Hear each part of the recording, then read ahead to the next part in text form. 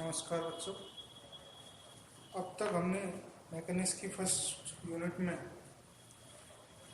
Frame of reference पढ़े थे और उसमें कोऑर्डिनेट ट्रांसफॉर्मेशन पढ़ा था जो कि कंप्लीट हो चुका था। आज का हमारा टॉपिक है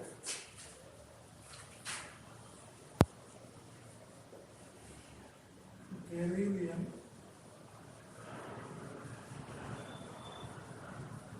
transformation.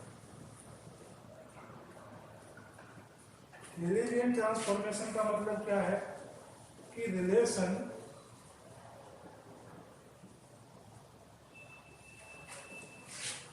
between two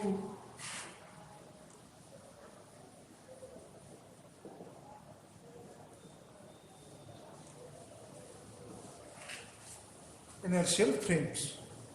Galilean transformation का मतलब ये है कि मान लीजिए वह तरीका जिसके जरिए आप यदि एक फ्रेम ऑफ रेफरेंस में आपको किसी कण की किसी भौतिक घटना की स्थिति पता है तो वह संबंध जिसके द्वारा आप किसी दूसरे फ्रेम ऑफ रेफरेंस में, वो भी कैसा होना चाहिए, इनर्शियल, जड़त्वीय होनी चाहिए, में वो उसकी स्थिति ज्ञात कर सके।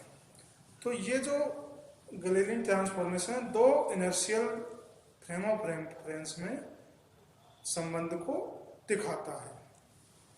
और आप इसको पूरी डेफिनेशन इसकी लिखना चाहे तो इसको इस प्रकार से लिख सकते हैं कि यदि किसी जड़त्वीय निर्देश तंत्र में किसी कण की स्थिति पता हो तो वह संबंध जिसके द्वारा किसी दूसरे जड़त्वीय निर्देश तंत्र में उस कण की स्थिति ज्ञात कर सके वह संबंध गैलीलियन रूपांतरण संबंध कहलाता है या गैलीलियन ट्रांसफॉर्मेशन कहलाता है।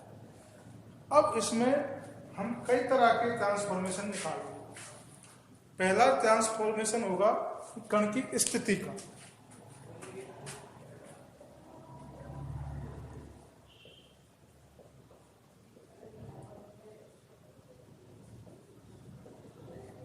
Position of particle.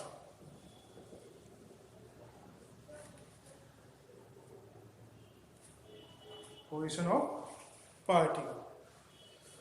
तो इसमें दो स्थितियां बनती है। पहली स्थिति बनती है, पहली वाली स्थिति यह बनती है कि एक फ्रेम ऑफ रेफरेंस हमारा ये है एस और दूसरा फ्रेम ऑफ रेफरेंस है एस डैश।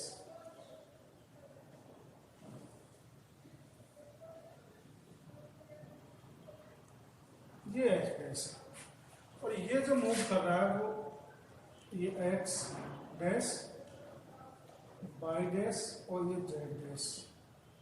जेड, ये एक्स और ये वाई, ये ओ और ये ओ डैश। ये इस डायरेक्शन में बी वेग से गति कर रहा है। तो पहली जो स्थिति है कि ए स्थिति प्रारंभ में t बराबर 0 समय पर, t बराबर 0 समय पर s और s डैश एक दूसरे पर आरोपित या संपात, यानी एक दूसरे पर कोलिनियर हो, एक दूसरे के ऊपर रखे हुए t बराबर 0 पर ये एक दूसरे के ऊपर ऐसे दोनों o और o डैश एक ही स्थान पर हो। तो उस स्थिति में मान लीजिए कोई पार्टिकल p यहां पर है, ये p समय में b वेग से गति कर रहा है। तो ये t समय में कितनी दूरी तय करेगा, कितनी, b वेग से कर रहा है तो bt, t समय में कितनी दूरी तय करेगा, bt। अब इसमें इसका frame of reference position vector frame of reference H dash में position vector R dash vector ये है, और इसमें ये है आर वेक्टर,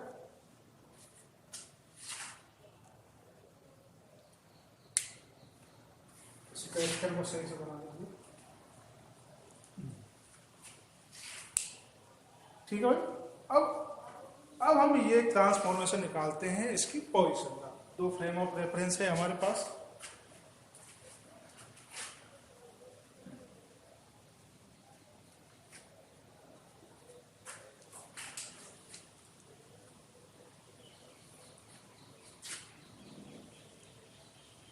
एस में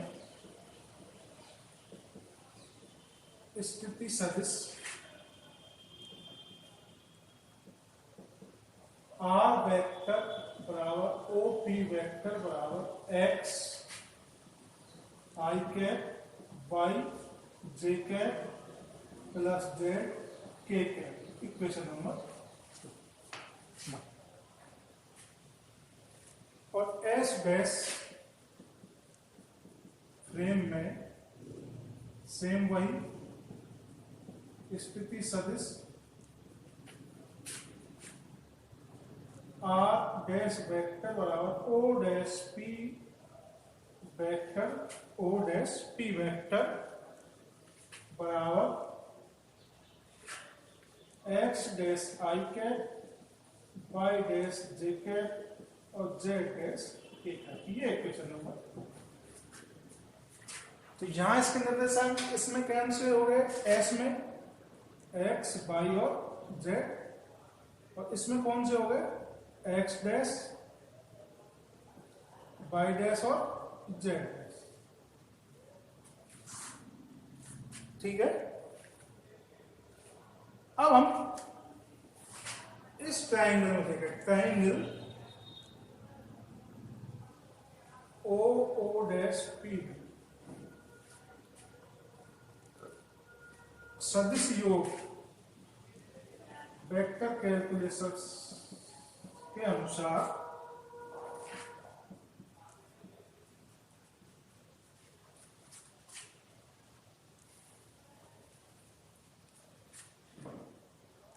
आर वेक्टर बराबर R dash vector plus B T vector,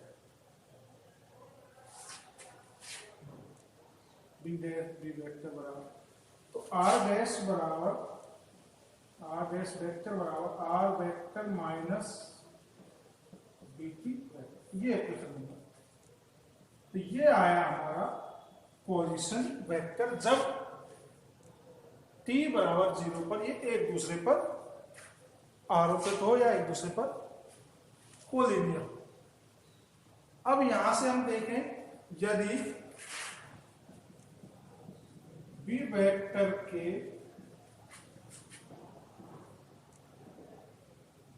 x Y और जेड दिशा में भाग बी एक्स बी वाई और बी जेड हो तो बी वेक्टर क्या बन जाएगा, B X I cap B Y J cap और बी जेड के कैप, ये इक्वेशन नंबर हमारा 4।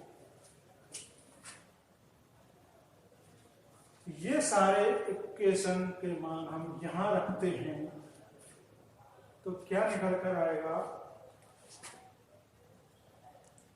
X dash I cap plus Y dash J cap plus Z dash K cap is equal to X dash I cap Y Z K cap Z K cap minus B X I cap plus B Y J cap B Z K cap. ठीक है, और इसको और simplify करें हम, x minus B X, ये T और है यहाँ पे, B T I cap plus Y minus B Y T J cap Z minus B Z T K cap.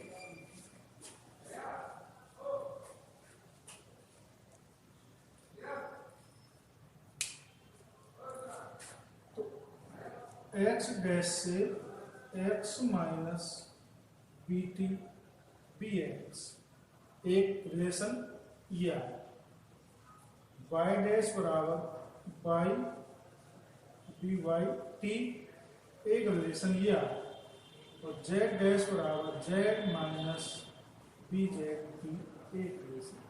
तो तीनों रिलेशन हमारे पास इस प्रकार से आते हैं।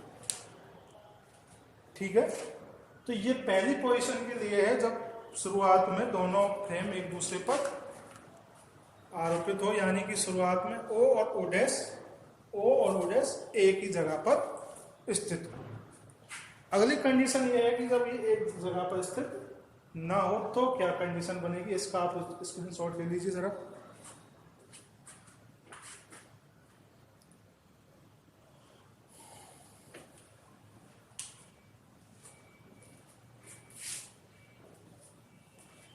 दूसरी कंडीशन है, कंडीशन बी हमारे पास होगी,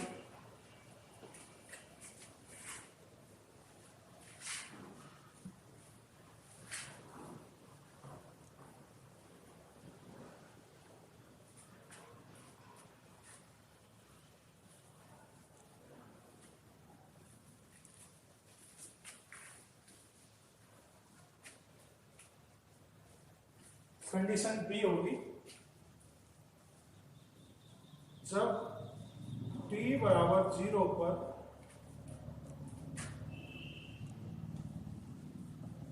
निर्देश तंत्र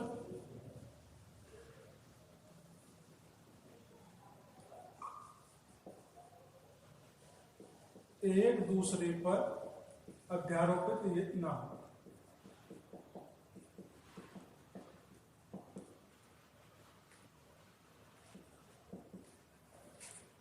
अध्यारोपित ना हो उसका मतलब है कि t बराबर 0 पर o और o डैश अलग अलग स्थान पर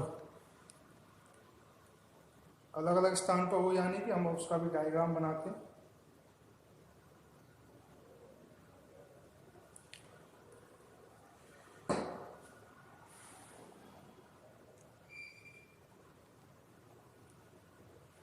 कि मान लीजिए ये हमारा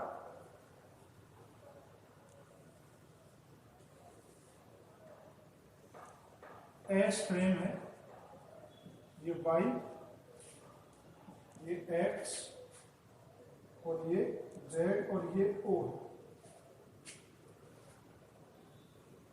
अब t बराबर 0 पर एस डैश हमारा इस प्रकार से,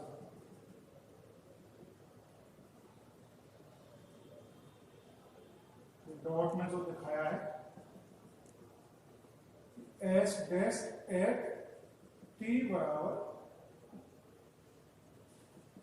0 पर, ये y डैश, ये x डैश, ये z डैश और ये o डैश।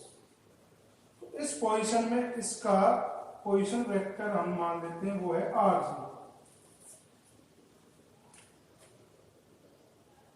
ठीक है भाई, क्या पोजीशन वेक्टर है इसका, r0। और t समय पर ये निर्देश तंत्र b वेग से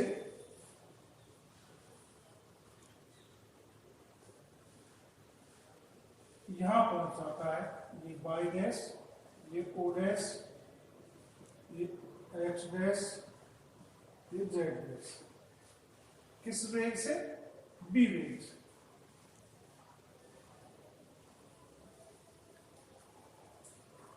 अब इसका स्थिति सदिश क्या बना यहां से, ये बीटी हो गया।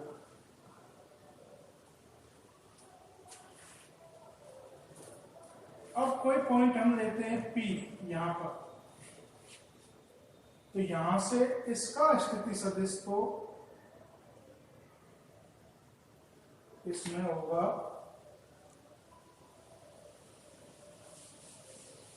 ये R एस डैश, एस में, और एस डैश में हमेशा क्या मानते हैं हम, आर डैश, क्या होगा आर डैश,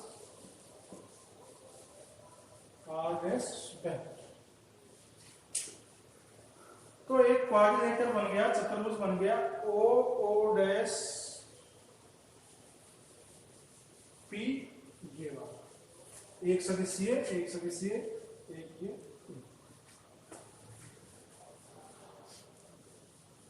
तो अब इसमें हम वही पोजीशन वेक्टर निकालेंगे, तो सदिश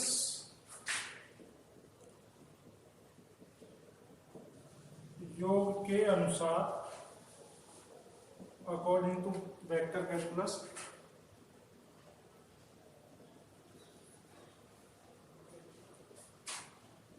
आर वेक्टर बराबर, यहां से शुरू करते हैं, R zero vector plus B T vector plus R dash vector.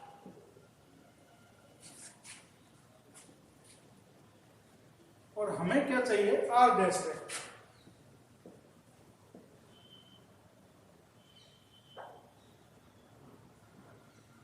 R dash vector बना R vector minus R zero vector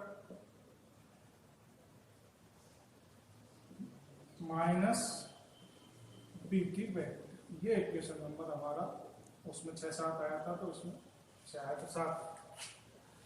तो जब ये पहले ही कंडीशन तो थी एक दूसरे पर अध्यारोपित हो, और एक दूसरी कंडीशन थी कि जब शुरुआत में ये दोनों यहाँ थे, लेकिन 30 समय बाद ये यहाँ पहुंच गया, तब ये कंडीशन में हमारा ट्रांसफॉर्मेशन रूपांतरण समीकरण ये आ गया।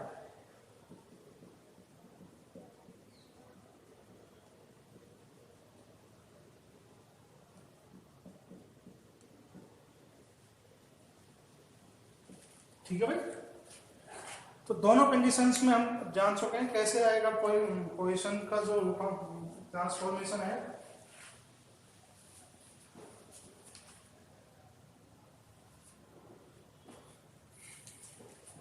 ठीक है, तो यहां से अब हमारा गैलेलियन ट्रांसफॉर्मेशन में पहला टॉपिक है पोजीशन ट्रांसफॉर्मेशन, वो कंप्लीट हो चुका है। दोनों कंडीशन थी उसमें, एक तो जब दोनों फ्रेम ऑफ रेफरेंस एक दूसरे पर शुरुआत में t बराबर 0 पर एक दूसरे के ऊपर अध्यारोपित हो, और t समय बाद वो दूर हट जाते हैं, v वेग से, जो मूविंग फ्रेम है वो v वेग से गति कर रहा है, तो वो bt दूरी पर चला जाता है। दूसरी कंडीशन ये थी कि शुरुआत में वो थोड़े दूर हो, फिर bt गति पर वो यहां से यहां पहुंच जाता है। तो फिर ये हमारा ट्रांसफॉर्मेशन इस इक्वेशन के द्वारा निकालते हैं। Thank you. अगला टॉपिक होगा हमारा विस्थापन का रूपांतरण समीकरण, स्पेस लेंथ ट्रांसफॉर्मेशन।